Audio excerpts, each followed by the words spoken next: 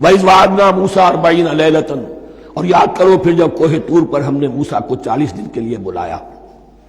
ثُمَّ اتَّخَذْتُمُ الْعِجْلَ، ان کی غیر حاضری میں تم نے بچھڑے کی پرستی شروع کر دی، اسے معبود بنا لیا. من بعدہ، اس کی غیر موجودگی میں. وَأَنْتُمْ ظَالِمُونَ، تم بہت بڑا ظلم تھا جس کا ارتکاب کیا. ان الشرک لظلم عظیم، عظیم ترین ظلم جو ہے وہ شرک ہے. اور شرک جلی کی یہ شکل کہ بچڑے کو پوج رہے. ثم عفونا عنکم من بعد ذلک، پھر ہم نے تمہیں اس کے بعد بھی معاف کیا. یہ ہمارا کرم رہا ہے، ہماری رحمت رہی. من بعد ذلک لعلکم تشکرون، تاکہ تم شکر کرو. وَإِذْ آتَيْنَا مُوسَى الْكِتَابَ وَالْفُرْقَانَ لَعَلَّكُمْ تَهْتَدُونَ، اور یاد کرو جب کہ ہم نے موسیٰ کو کتاب اور فرقان عطا فرمائی. یہ فرقان حق اور باطل کے درمیان فرق کر دینے والی چیز، اور کتاب عام طور پر جو آتا ہے وہ شریعت کے لیے آتا. شریعت بھی دی، کتاب بھی دی، اور فرقان بھی دیا. لعلکم تہتدون، تاکہ تم ہدایت پاؤ. وَإِذْ قَالَ مُوسَىٰ لِقَوْمِهِ، اور یاد کرو جب کہ کہا تھا موسیٰ نے اپنی قوم سے، یا قوم انکم ظلمتم انفسکم باتخاذکم العجل، اے میری قوم کے لوگو، یقیناً تم نے اپنے اوپر بڑا ظلم کیا ہے بچڑے کو معبود بنا کر. فَتُوبُوا إِلَىٰ بَارِئِكُمْ، پس توبہ کرو اپنے پروردگار، اپنے خالق کی جناب میں. باری اللہ تعالیٰ ہے. باری فَاقْتُلُوا أَنفُسَكُمْ، تو قتل کرو اپنے آپ کو. یہ چیز جو ہے تورات میں تفصیل سے آئی ہے، قرآن میں نہیں ہے. اسی اعتبار سے میں نے آپ کو بتایا تھا کہ تورات کا مطالعہ اس اعتبار سے مفید ہے کہ بہت سے واقعات کا قرآن میں ذکر ہے، اجمالاً اشارہ ہے. اس کی تفصیل کے لیے ہمیں تورات سے رجوع کرنا پڑتا ہے، ورنہ یہ کہ اس آیت کا صحیح مفہوم واضح نہیں ہوگا. فَاقْتُلُوا أَنفُسَكُمْ، اپنے آپ کو قتل کرو، کیا مانی؟ یہ قتل مرتد کی سزا ہے. وہاں معلوم ہوتا ہے کہ حضرت موسیٰ نے یہ حکم دیا. 12 قبیلے تھے، ہر قبیلے میں سے کچھ لوگوں نے یہ کفر اور شرک کیا، باقی لوگوں نے نہیں کیا.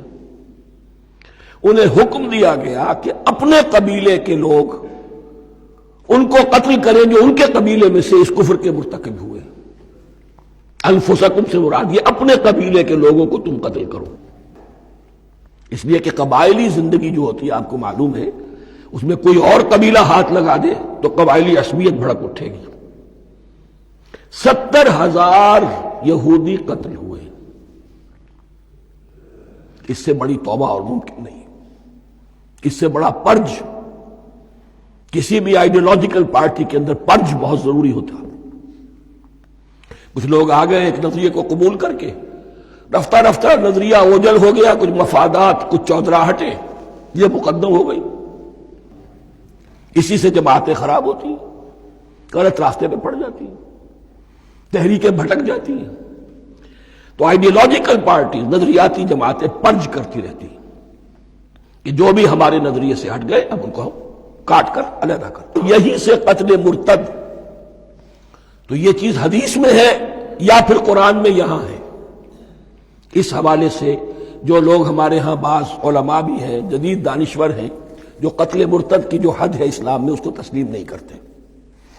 لیکن میرے نزدیک یہ شریعت موسوی کا تسلسل ہے کہ شریعت موسوی کی جس شے کو بدلا نہ گیا ہو، جس کے بارے میں صراحتاً یہ معلوم نہ ہو کہ یہ شے تبدیل کر دی گئی، تو وہ شریعت محمدی کا جز بن گئی.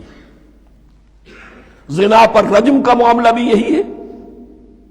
قرآن مجید میں رجم کی صریح آیت کوئی موجود نہیں ہے، حدیث میں ہے. قرآن مجید میں مرتد کے قتل کے لیے کوئی آیت موجود نہیں ہے، حدیث میں ہے، سنت میں ہے. اور دونوں کی کا جو منبع ہے وہ اصل میں تورات ہے. تو اس بات کو اچھی طرح نقل کر دیجئے. یہ جگہ اکثر لوگ جو ہیں یہاں بہت سرسری طور سے گزر جاتے ہیں، یہ بہت اہم ہے. اور اس کے لیے تورات کی طرف رجوع کیجئے. 70,000، 6 لاکھ کل تھے. جب یہ مصر سے نکلے ہیں 6 لاکھ تھے. کتنے عرصے کے بعد پیننسولا پہنچے ہیں، سینائی پیننسولا میں اور طور میں کچھ اور ان کی تعداد بڑھ گئی ہوگی، لیکن یہ کہ ان میں سے 70,000 کو قتل کیا اپنے ہاتھوں سے. ہر قبیلے نے اپنے جو مرتد تھے ان کو اپنے ہاتھ سے قتل کیا. فتوبوا الی بارئکم فاقتلوا انفسکم ذالکم خیر لکم عند بارئکم، یہی تمہارے لیے تمہارے رب کے نزدیک بہتر بات ہے۔ فتاب علیکم، تو اللہ نے تمہاری توبہ قبول کر لی۔ توبہ قبول کس طرح ہوئی؟ یہ تزکیہ ہوا ہے امت کا کہ ان میں سے جن لوگوں نے اتنی بڑی غلط حرکت کی ہے ان کو کاٹ کر، ذبح کر کے، ان کو قتل کر کے پھینک دیا۔ انہ هو التواب الرحیم، یقیناً وہ تو ہے ہی بہت توبہ کا قبول فرمانے والا اور بہت رحم فرمانے والا۔ صدق اللہ العظیم۔